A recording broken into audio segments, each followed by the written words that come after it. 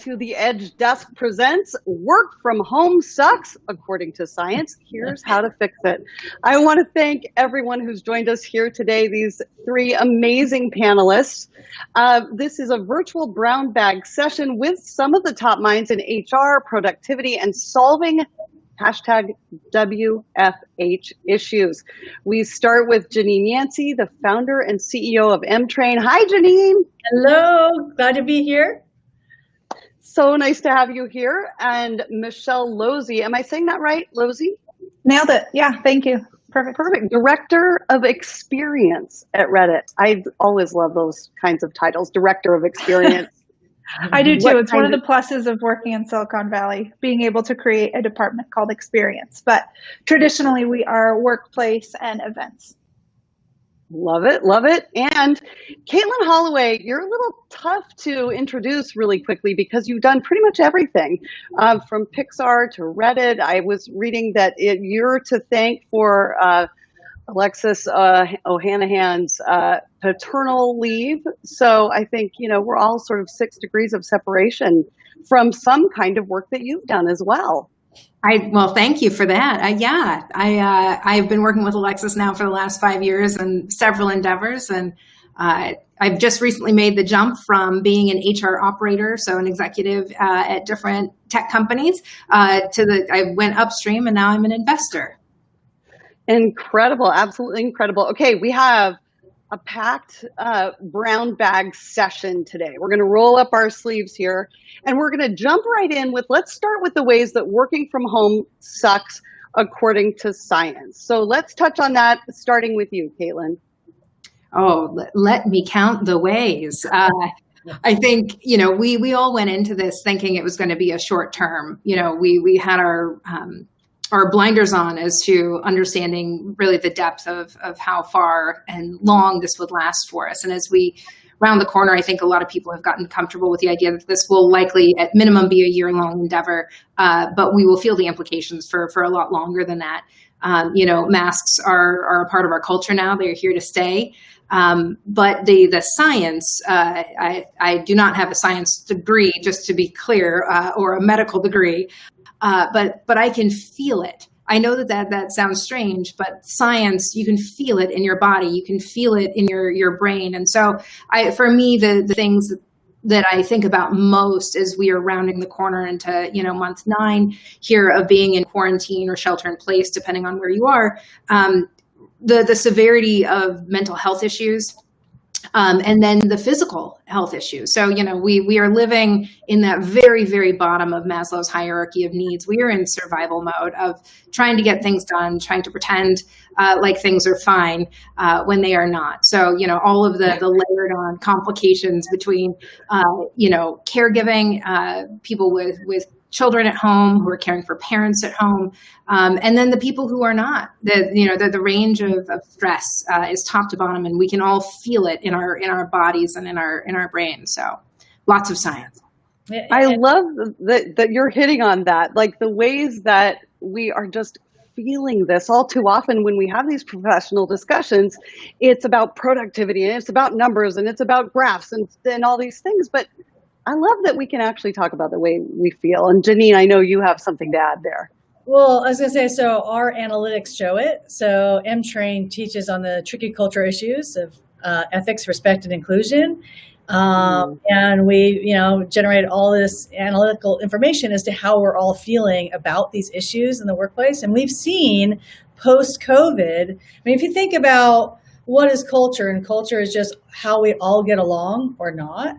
And what we have going on sits on our shoulders, in our neck, and the stress, and it really informs and influences whether we get along or not, right? And as we're all working from home, and I'm sure we've all had this experience, we're talking to colleagues and they might have toddlers crawling over them, or we're seeing parts of their house that they don't want us to see. How can you have like a in the moment productive, interaction that way? And we're seeing it real time. We're seeing it in our data too. How about you, Michelle? Same? More of the same?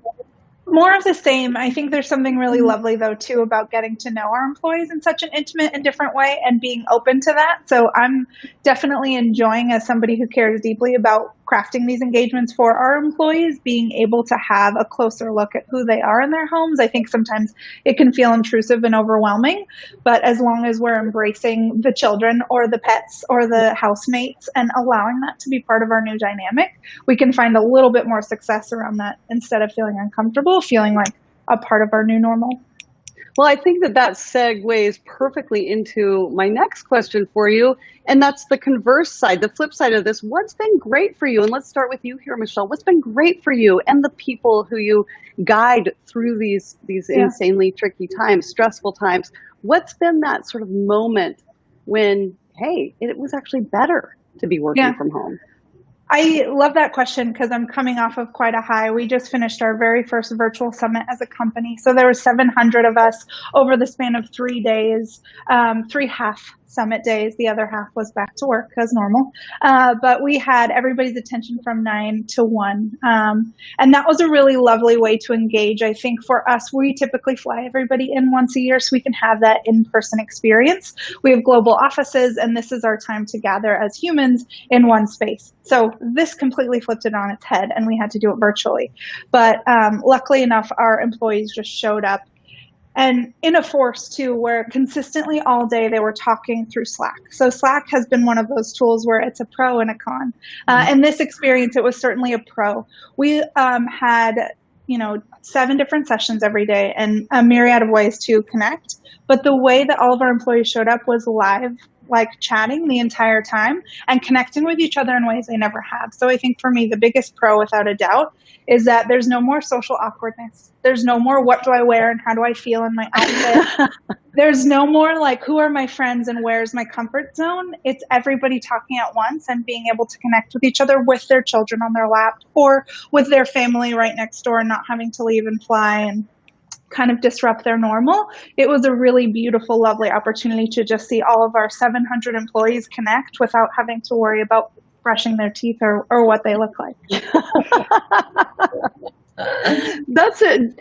Janine or Caitlin, have you had a moment like that where you thought, oh, this is maybe better than I expected?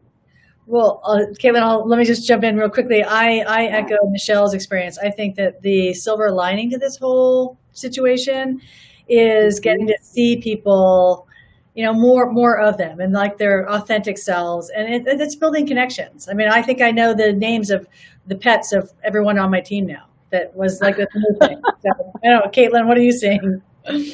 Yeah, it's, personally, I have a 2-year-old and a now 6-year-old in my bunker with me. And so the personal upside is just really, I feel like I got the maternity leaves that I didn't take by being able to be home and spend this time with them. I'm lucky enough that I have a partner who is putting his hopes, dreams, and desires on hold to become our primary caregiver and now virtual kinder teacher.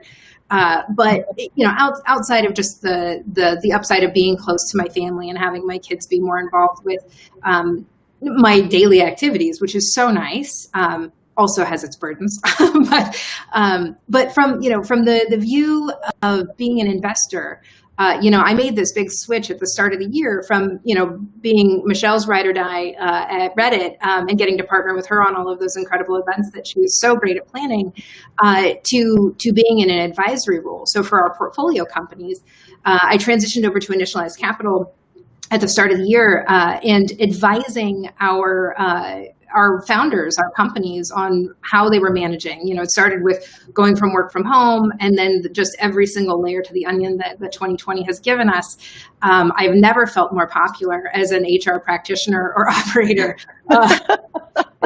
I think the three of you are the stars of the show. I mean, I don't know how any of us would be getting through without you. So what do you say when somebody comes to you and says, I can't hold this up. My spouse isn't supportive. We're both going crazy. Like, what's your go-to advice when it's not working that well? Yeah, and we can start with you, Caitlin, because I totally interrupted you so rudely, as one does every once in a while on a video call. I was going to say, that's what I miss so much, being a people person. I so miss that, the social cues, the things that we can't get over video. I miss it so much. Well, and I put that in my notes before, because like there's everything from the thinkfluencers and the water cooler moments to the spontaneous, serendipitous interactions we have in the office. I've worked from home now for 10 years, and I didn't realize until I stopped flying. Like, I love working from home, but I also used to fly back to New York to do the Today Show every 2 weeks or something. Yeah. I miss people and interactions. And and then also this whole thing of eye contact, video issues, that I made a note here that, when you're on a video call, normally when you're staring like this, you'd be super creepy. So let's kind of dive into that, and some of these awkward moments that you've really had to nurture around and help people around as an HR pro. Yeah, I mean, that is also a very deep and big question. I think, from the advisor standpoint, I've worked with so many founders and companies trying to help them transition to this, but we also had a handful of companies that were born that way, that started remote and had only ever been distributed. And so what I did when this first all kind of started to unfold is I went to the pros. I went to the people like Michelle, actually, who supports several employees who are distributed in our previous, our pre-COVID world, to just get the opinion. So really just doing my due diligence on like, what is working for someone who has been working from home or working remotely for a very long time, and taking some of those best practices and trying to bring them together to share with our portfolio companies who were not born that way. And so, now I'm building a new venture capital firm, and we plan on being fully remote and distributed. And I think that the number one thing that, at least the thing that's been most rewarding for me as I'm coaching and counseling these young companies and thinking about the growth of our own company, is really doing that really deep culture work up front.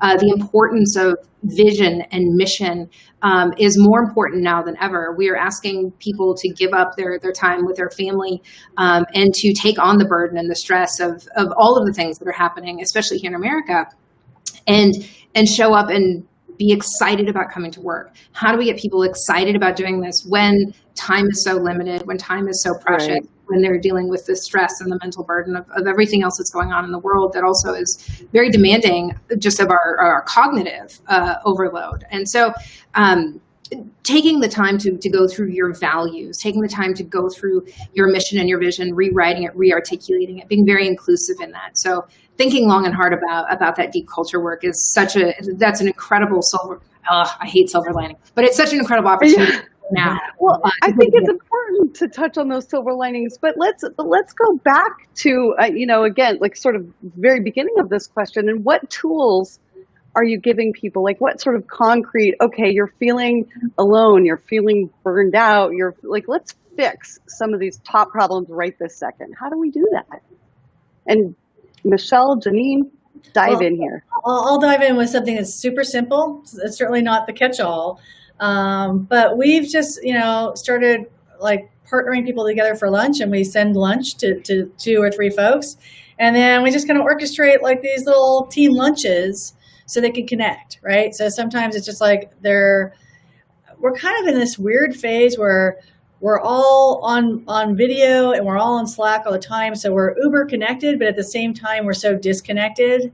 Right. And so can we just very intentionally build in some, situations where we can actually feel that emotional connection that helps, and then when we do have, because we're not all similarly situated, right? So I actually, I left my home today and I'm actually in my office because I couldn't breathe at home. Now I have the luxury, I'm the CEO, I can do that.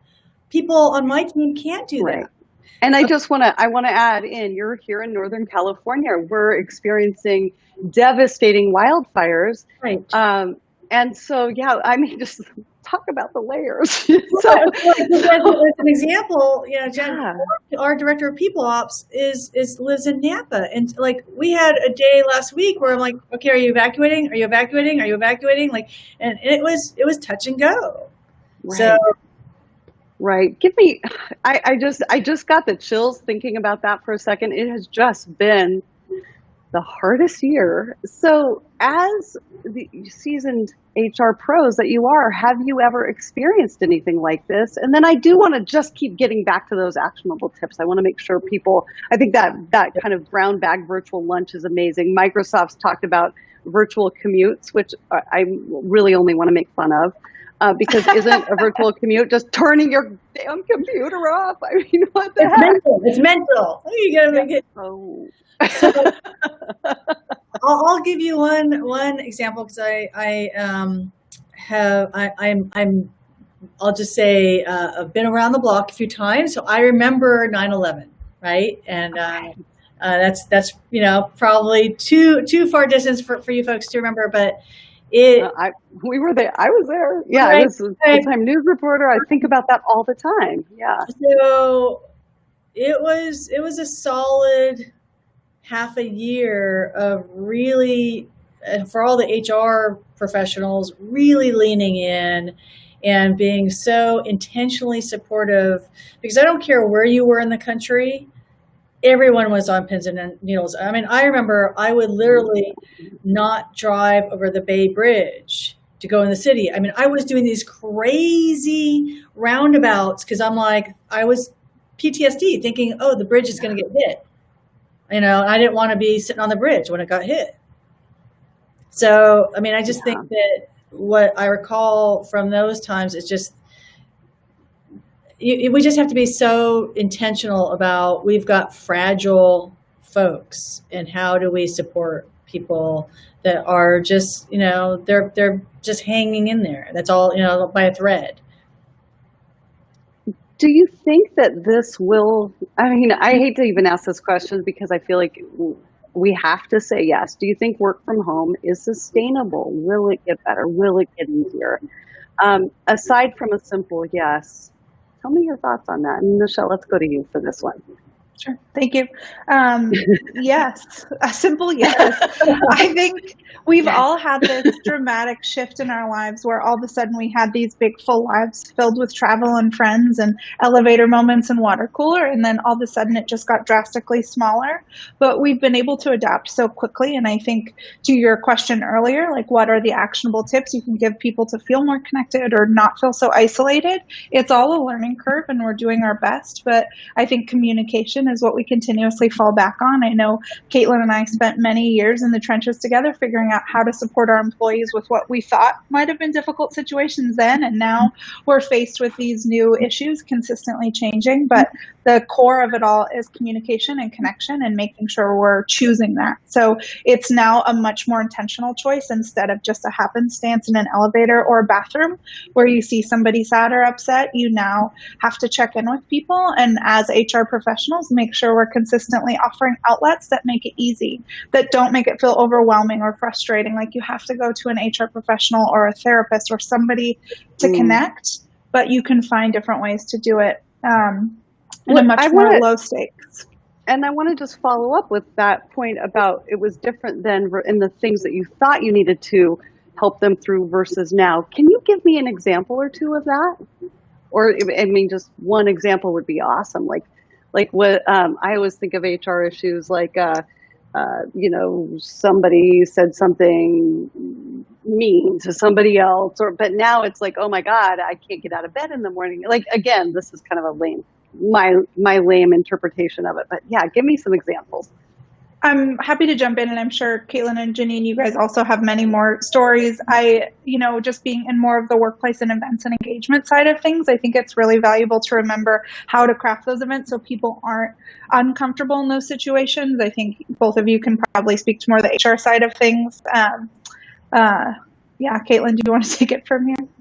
Yeah, I don't want to take it too down too far of an emotional path, but even just this week in supporting some of the founders that we support, I think that we are so fixated on like COVID, and we are in this 24-hour news cycle where we're constantly looking for updates on what's happening in our country, and the civil rights movement that has beautifully unfolded on our doorsteps. Like, there's so much, and in California we have these fires, and I know in other places in the country we're experiencing the effects of climate change, et cetera, et cetera, et cetera. The layers to the onion. But the thing that hit me this week was that so much time is passing, and there is so much time yet to still unfold in front of us.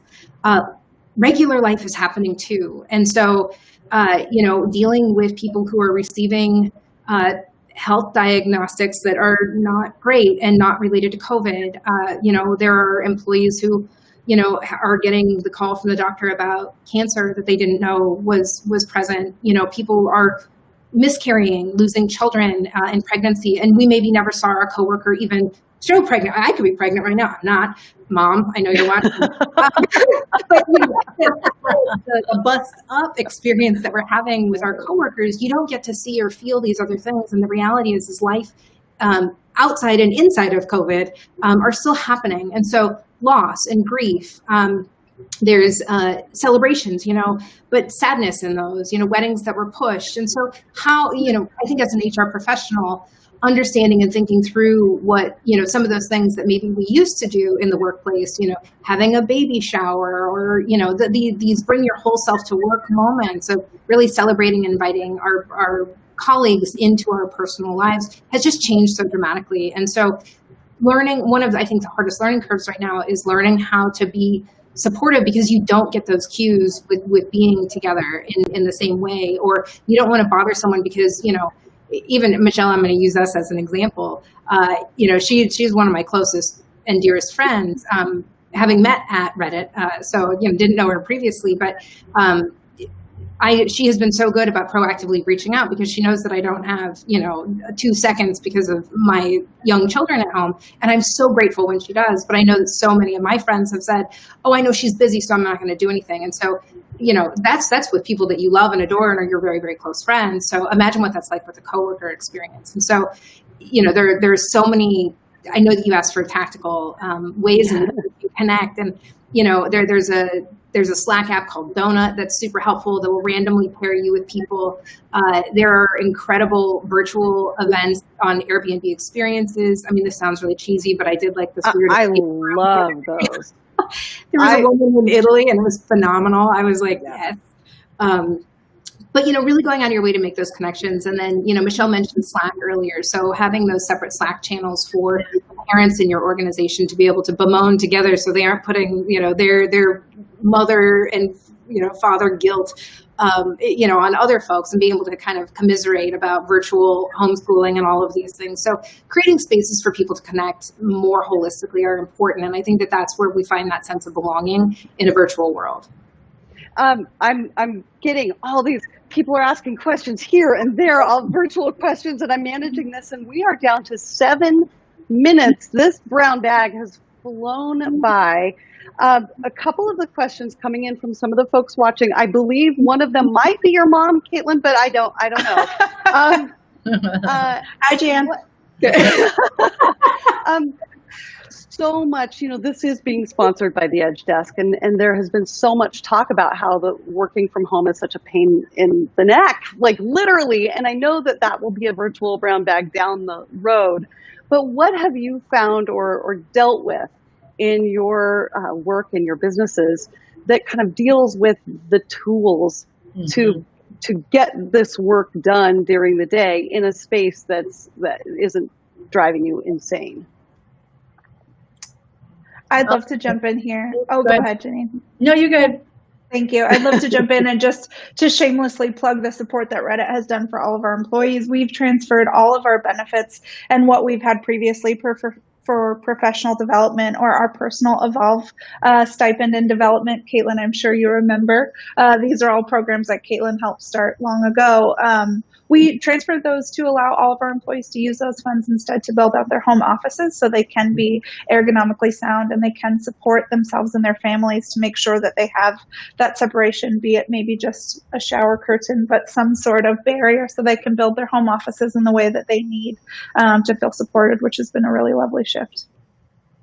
Awesome. And another one coming out. Janine, did you want to add to that in terms of a tool? Like, is there one specific tool folks can go to? I wouldn't say that I know of a specific tool. I would just remind people that it's easy to kind of gloss over that not everyone has a perfect setup at home. I don't, for example.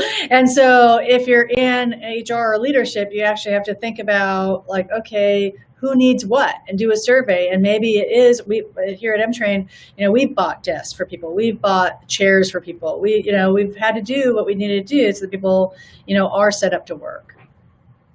One of the other questions that I'm monitoring over here is that work from home was considered a perk before. How do you think companies see it now? And I'm even more interested in how do you think employees see it now? I'll start actually, because I think it's mixed. So I would think probably more than 50% really appreciate it, and they say, "Oh, thank goodness!" Right? This is great. But there is a demographic, myself in it, that's like, "Wow, I actually appreciate leaving the house." and so I think talking to another adult. Yeah, right. I think there's a part of my team at least that would say, okay, when can we go back? When we go back. So we're just rolling out now for our San Francisco office, like, the ground rules for coming back. What are the ground rules for coming back? Oh, so ground rules for coming back. We have a micro lesson on it on our website. But there are only a certain number of people per office. Masks. So when you're not at your desk, like I got my mask here. See, so when you're not at your desk, wear a mask. And wash, sanitizer, hand sanitizer. So just a few basics. Common sense. Yeah. Social distancing, limit the number of people that are in, an area, and mask up. I want to make sure to get this question in too, coming in from our social feeds. Are there any absolute no, don't do that you want to tell either employees or employers? Well, for employers, I'm the lawyer on the little call here probably. I don't know if there are any of you are lawyers. I'm going to put my lawyer hat on. Just make sure, and this will always happen at the line manager kind of situation, make sure that your line managers know not to be insisting, at least to check with leadership when they're insisting on a return to work or insisting on a project getting done in a certain time frame, because the managers don't know what's going on with those employees. They might have some, underlying condition that they're not feeling comfortable, revealing. And that's just typical. Okay, any big no-nos, any don't you dare do that, Michelle or Caitlin? Either side. Yeah, I would say, to echo what Janine said, it really is about flexibility and it is about understanding. And so this is not a one-size-fits-all scenario. Yeah. And really, having some empathy training for your managers, I highly, highly recommend. And then it really is about tailoring to your team. And so, a best practice would be to establish core working hours or on hours, especially as people have scattered. Our teams have all, left, and they may be leaving major, areas like San Francisco or New York or LA to go be closer to family, and et cetera, et cetera. So establishing those core working hours, I would say, is a yes as opposed to a no, and then having flexibility. So I think that the no here would be, do not return to business as usual. That does not exist anymore. So reestablishing that and taking the time, measure twice, cut once, lay out those plans, and make sure that you have alignment at the leadership team, and then roll them out effectively. Michelle, do you want to add to that, or should I ask my next question? Ask your next question. I'm just going to plus one to what Caitlin said. It's really important to understand people's working hours so we can be supportive and respectful. And is it okay to have weird working hours? Can I work from midnight to 4 a.m. if that's what works best for me and that's how I'm most productive? Yes. The mantra is impact over hours. Impact over hours. So get really clear with your goal setting. Make sure that you know exactly what your deliverables are. If your manager isn't giving them to you, ask for them. So impact over hours. This is no longer butts and seats. Yeah. I am a ride or die by mantras. So what other, Michelle or Janine, do you have your COVID HR mantra? So for mine, it's always assume good intent. Yeah. That's a great one. I think there has to be more accountability put on each of us. Like, I think if we are seeking, interaction, we need to take action. So if there's something that we need or we're missing, to look for an answer instead of just being frustrated by the solution, because we have to be as creative as possible. So it's a really long mantra, but that's mine, word for word. Okay, I wrote that out. Yeah, perfect. We are at our end time. I am not ready to end this. I feel like we just need to grab our White Claws or our Trulies, whatever the spikes are. Is it too? I won't even ask if it's too early for that. But last question coming in from people watching this, and I kind of can't believe I'm going to ask this. What would your biggest HR advice be if you were working with the White House right now? You can plead the fifth on this. I know. Way to throw politics in there, people watching this. I'll go first, because I think that it's just standard best practice. Model the behavior you want to see operationalized and cascading through the organization. That was a good answer. That was a good lawyer answer too. I like that. That was good. I like that one. Any last advice, whether it has to do with the White House or our house? I think that the last thing I would say is just a reminder, I'll probably folks dialing in are interested in the people and culture space. And I would say, remember to take care of yourself as well. The last mantra is something from my grandma Maxine, which my mom and Michelle will appreciate, which is do what you can with what you have, and recognize that that's what everyone else is doing too. So be kind to yourself, be kind to your colleagues, and just remember you cannot take care of others if you have not taken care of yourself. That's it. Love that. Michelle, silver lining, last bit of wisdom. What do you wish someone would have told you about getting through this time? I think that, Caitlin, as much as you hate a good silver lining, I love them. I think right now, as far as I'm concerned, the whole experience department and the work that we get to do, we're lemonading, as the kids call it. So we're taking what we can and we're making the best of it. And I'm very proud and excited about the work I get to do in this space and how I get to bring people together with zero social barriers, and allowing our employees to show up virtually or on Slack and communicate with each other to just be exactly who they are from the comfort of their homes. Okay, cheers, everyone. Michelle, Caitlin, Janine, thank you so much for taking 30 minutes out of your crazy busy day and weighing in on this incredibly important issue with us. This is sponsored by the Edge Desk. They are the makers of the best-selling ergonomic, easy for me to say, all-in-one desk, chair, and easel. And this is the first of several of these virtual brown bags we will hold to help everybody really navigate this new normal. Thank you all so much. Be well, and I can't wait to talk with you again. Thank you. Thank you.